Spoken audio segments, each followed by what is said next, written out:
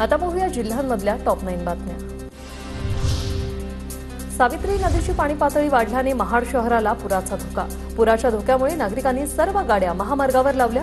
मुंबई गोवा महामार्गावर गाड्यांची पार्किंग।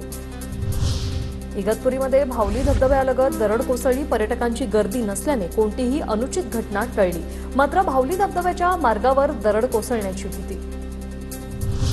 इगतपुरीतील खैरेवाडीत विद्यार्थ्यांची शाळेत जाण्यासाठी कसरत। विद्यार्थ्यांना नदीतून चालत जाण्याची वेळ। विद्यार्थ्यांच्या जीवघेण्या प्रवासाकडे प्रशासनाचं दुर्लक्ष। सांगलीतून स्मशानभूमीत पुराचं पाणी शिरलं। अमरधाम स्मशानभूमी आजपासून बंद। कुप्पड स्वामी मळामध्ये मृतदेहांचे अंत्यसंस्कार होणार।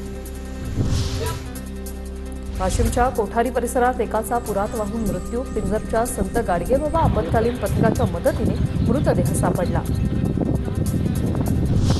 साताऱ्यातील कण्हेर धरणातून वेडणा नदीत 5 क्युसेक पाण्याचा विसर्ग। 5000 क्युसेक पाण्याचा विसर्ग। नदीकाठच्या गावांना सतर्कतेचा इशारा। तर कण्हेर धरणाच्या पाणलोट क्षेत्रात पाण्याची आवक वाढली।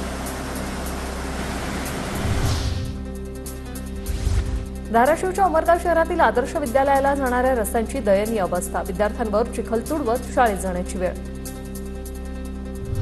वसमतमधील हळद संशोधन केंद्रासाठी 800 कोटी। हळद लागवडीसाठी समूह विकसित करा, मुख्यमंत्री शिंदेंचे आदेश। बनावट दारूच्या विक्रीविरोधात महिलांचा उत्पादन शुल्क विभागाच्या कार्यालयाबाहेर ठिय्या। बुलढाण्यातील जळगाव जामोद तालुक्यातील गाडेगाव खुर्द गावातील महिला आक्रमक।